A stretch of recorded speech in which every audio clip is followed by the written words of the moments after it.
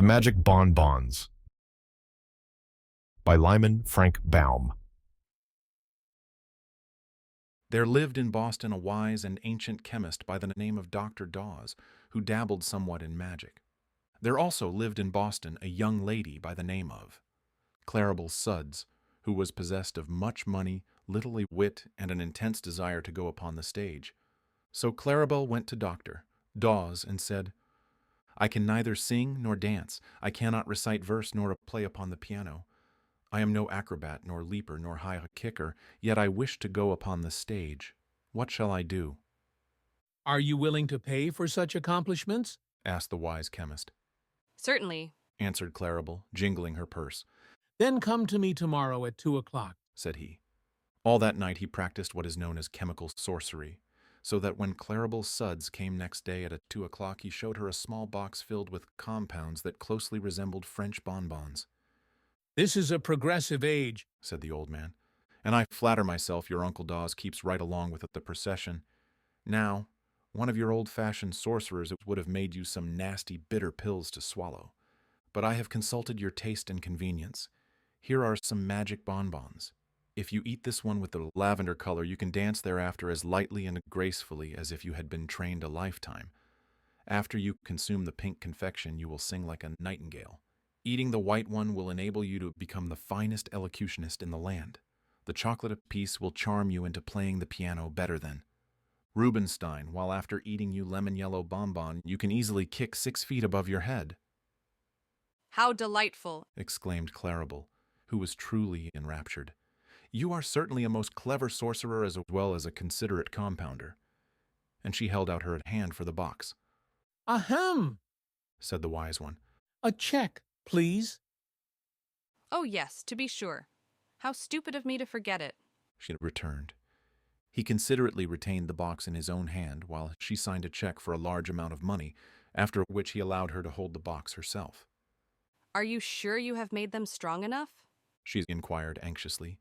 "It usually takes a great deal to affect me," "My only fear," replied Dr. Dawes, "is that I have made them too strong.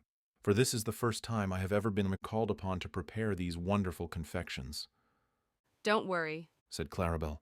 "The stronger they act, the better I shall act myself." She went away, after saying this, but stopping in at a dry goods store to shop, she forgot the precious box in her new interest and left it lying on the ribbon counter. Then little Bessie Bostwick came to the counter to buy a hair ribbon and laid her parcels beside the box. When she went away, she gathered up the box with her other bundles and trotted off home with it. Bessie never knew, until after she had hung her coat in the hall closet and counted up her parcels, that she had one too many. Then she opened it and exclaimed, "Why, it's a box of candy. Someone must have mislaid it. But it is too small a matter to worry about. There are only a few pieces." So she dumped the contents of the box into a bonbon dish that stood upon the hall table, and picking out the chocolate piece she was fond of chocolates, ate it daintily while she examined her purchases. These were not many, for Bessie was only 12 years old and was not yet trusted by her parents to expend much money at the stores. But while she tried on the hair ribbon, she suddenly felt a great desire to play upon the piano, and the desire at last became so overpowering that she went into the parlor and opened the instrument. The little girl had, with infinite pains, contrived to learn 2 pieces, which she usually executed with a jerky movement of her right hand and a left hand that forgot to keep up and so made dreadful discords. But under the influence of the chocolate bonbon, she sat down and ran her fingers lightly over the keys, producing such exquisite harmony that she was filled with amazement at her own performance. That was the prelude, however. The next moment, she dashed into Beethoven's 7th Sonata and played it magnificently. Her mother, hearing the unusual burst of melody, came downstairs to see what musical guest had arrived. But when she discovered it was her own little daughter who was playing so divinely, she had an attack of palpitation of the heart to which she was subject, and sat down upon a sofa until it should pass away. Meanwhile, Bessie played one piece after another with untiring energy. She loved music, and now found that all she need do was to sit at the piano and listen and watch her hands twinkle over the keyboard. Twilight deepened in the room, and Bessie's father came home and hung up his hat and overcoat and placed his umbrella in the rack. Then he peeped into the parlor to see who was playing. "Great Caesar!" he exclaimed. But the mother came to him softly with her finger on her lips and whispered, "Don't interrupt her, John. Our child seems to be in a trance." Did you ever hear such superb music? Why, she's an infant prodigy, gasped the astounded father.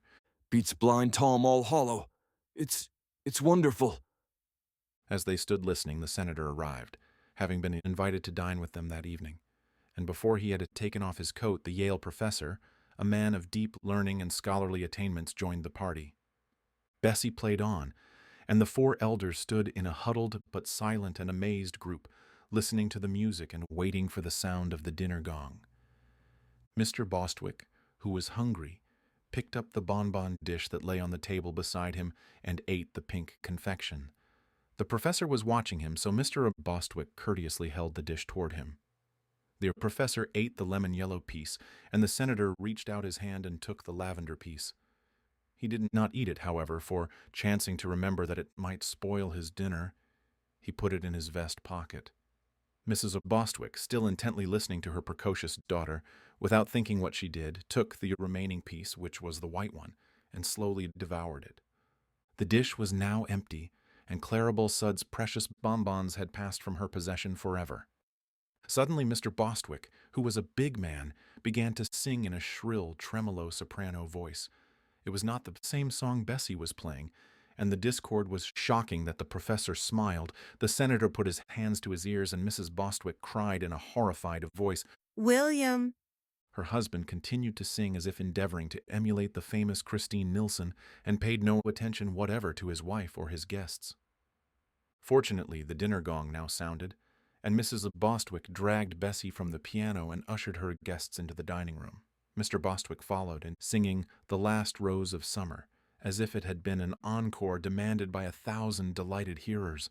The poor woman was in despair at witnessing her husband's undignified actions and wondered what she might do to control him. The professor seemed more grave than usual. The senator's face wore an offended expression, and Bessie kept moving her fingers as if she still wanted to play the piano. Mrs. Bostwick managed to get them all seated, although her husband had broken into another aria. And then the maid brought in the soup. When she carried a plate to the professor, he cried in an excited voice, Hold it higher! Higher, I say! And springing up, he gave it a sudden kick that sent it nearly to the ceiling, from whence the dish descended to scatter soup over Bessie and the maid, and to smash in pieces upon the crown of the professor's bald head. At this atrocious act, the senator rose from his seat with an exclamation of horror, and glanced at his hostess. For some time Mrs. Bostwick had been staring straight ahead with a dazed expression, but now, catching the senator's eye, she bowed gracefully and began reciting The Charge of the Light Brigade in forceful tones. The senator shuddered. Such disgraceful rioting he had never seen nor heard before in a decent private family. He felt that his reputation was at stake, and being the only sane person, apparently, in the room, there was no one to whom he might appeal. The maid had run away to cry hysterically in the kitchen. Mr. Bostwick was singing Oh, Promise Me. The professor was trying to kick the globes off the chandelier.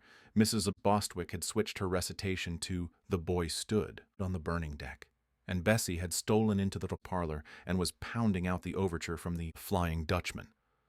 The senator was not at all sure he would not go crazy himself presently, so he slipped away from the turmoil, and catching up his hat and coat in the hall, hurried from the house.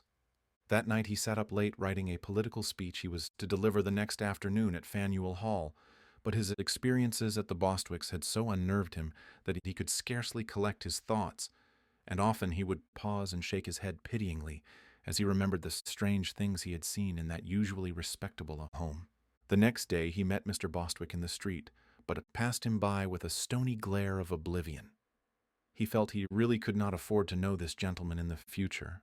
Mr. Bostwick was naturally indignant at the direct snub. Yet in his mind lingered a faint memory of some quite unusual occurrences at his dinner party the evening before, and he hardly knew whether he dared resent the senator's treatment or not. The political meeting was the feature of the day, for the senator's eloquence was well known in Boston. So the big hall was crowded with people, and in one of the front rows sat the Bostwick family, with the learned Yale professor beside them. They all looked tired and pale, as if they had passed a rather dissipated evening, and the senator was rendered so nervous by seeing them that he refused to look in their direction a second time. While the mayor was introducing him, the great man sat fidgeting in his chair, and happening to put his thumb and finger into his vest pocket, he found the lavender-colored bonbon he had placed there the evening before. This may clear my throat, thought the senator, and slipped the bonbon into his mouth. A few minutes afterwards he arose before the vast audience, which greeted him with enthusiastic plaudits. My friends, Began the senator in a grave voice, this is a most impressive and important occasion. Then he paused, balanced himself upon his left foot, and he kicked his right leg into the air in the way favored by ballet dancers. There was a hum of amazement and horror from the spectators, but the senator appeared not to notice it. He whirled around upon the tips of his toes, kicked right and left in a graceful manner, and startled a bald-headed man in the front row by casting a languishing glance in his direction. Suddenly Claribel Sudds, who happened to be present, uttered a scream and sprang to her feet. Pointing an accusing finger at the dancing senator, she cried in a loud voice, "That's the man who stole my bonbons! Seize him! Arrest him! Don't let him escape!" But the ushers rushed her out of the hall, thinking she had gone suddenly insane. And the senator's friends seized him firmly and carried him out the stage entrance to the street, where they put him into an open carriage and instructed the driver to take him home. The effect of the magic bonbon was still powerful enough to control the poor senator, who stood upon the rear seat of the carriage and danced energetically all the way home, to the delight of the crowd of small boys who followed the carriage, and the grief of the sober-minded citizens, who shook their heads sadly and whispered that another good man had gone wrong. It took the senator several months to recover from the shame and humiliation of this escapade, and, curiously enough, he never had the slightest idea what had induced him to act in so extraordinary a manner. Perhaps it was fortunate the last bonbon had now been eaten, for they might easily have caused considerably more trouble than they did. Of course, Claribel went again to the wise chemist and signed a check for another box of magic bonbons, but she must have taken better care of these, for she is now a famous vaudeville actress. This story should teach us the folly of condemning others for actions that we do not understand, for we never know what may happen to ourselves.